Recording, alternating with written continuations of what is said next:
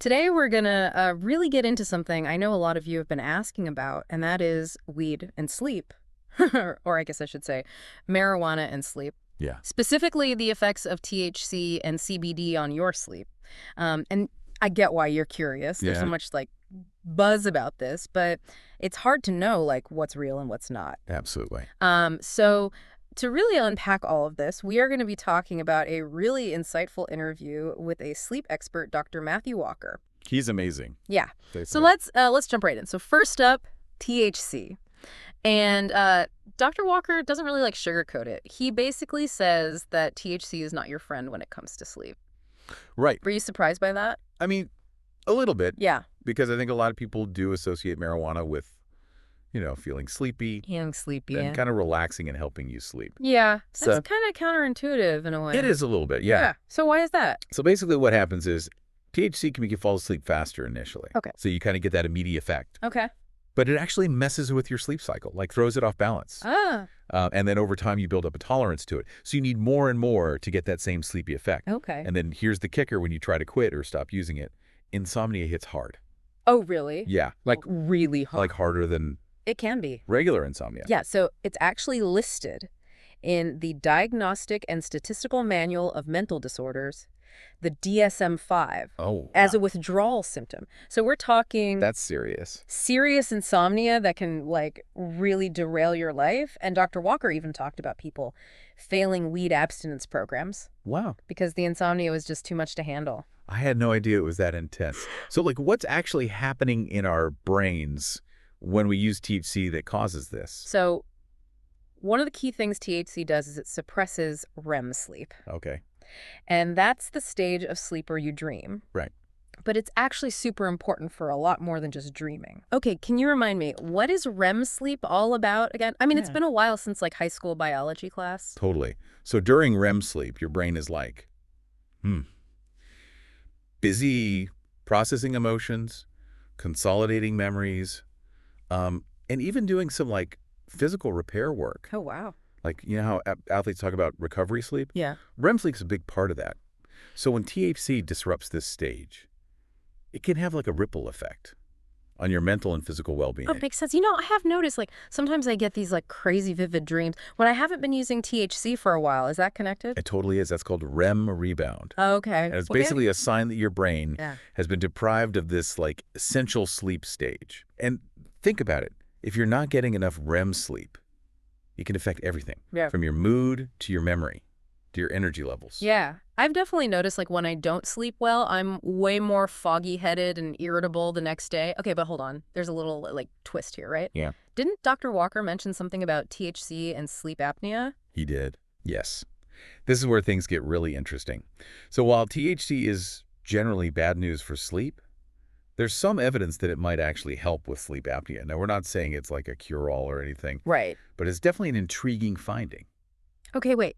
So THC, which we just said disrupts sleep, might actually be helpful for a sleep disorder. Right. How does that even work? So the exact mechanism is still kind of a mystery, but in some studies, THC seemed to reduce the severity of sleep apnea episodes. One theory is that it might prevent the airways from relaxing too much during sleep, which is what causes those pauses in breathing. Okay, so maybe THC has some potential benefits for certain conditions, but overall, it sounds like we should be pretty cautious about using it for sleep. Yeah, I think that's a safe bet. The potential risks, especially long-term, seem to outweigh any possible benefits for most people.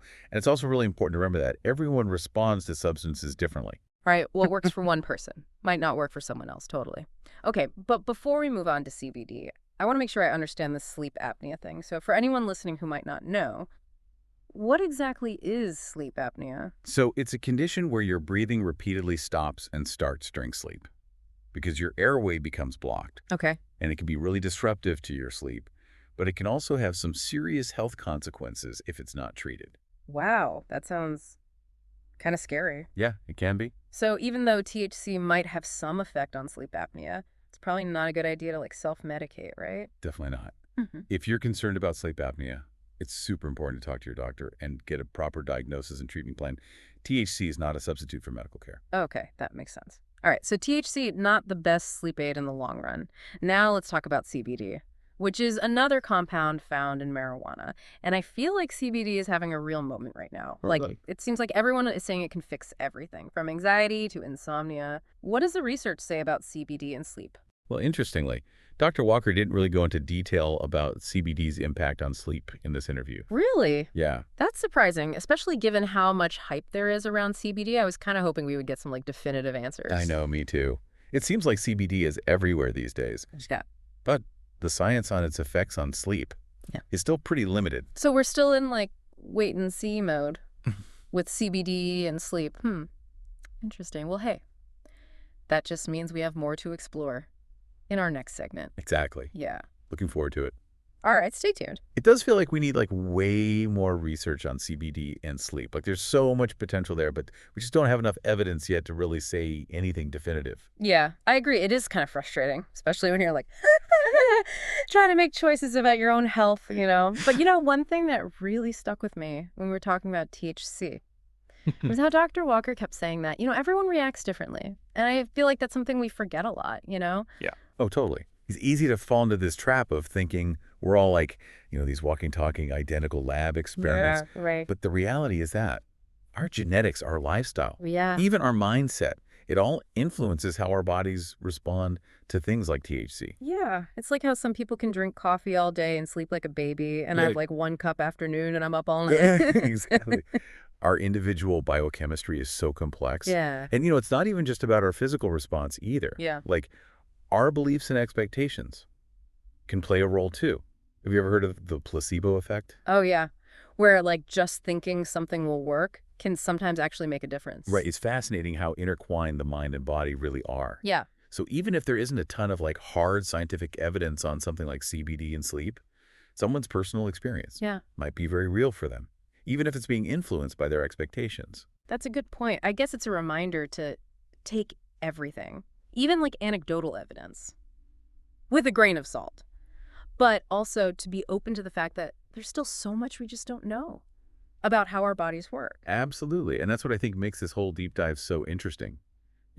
We're exploring these nuances, challenging assumptions, and hopefully coming away with a more informed perspective on marijuana and sleep. For sure.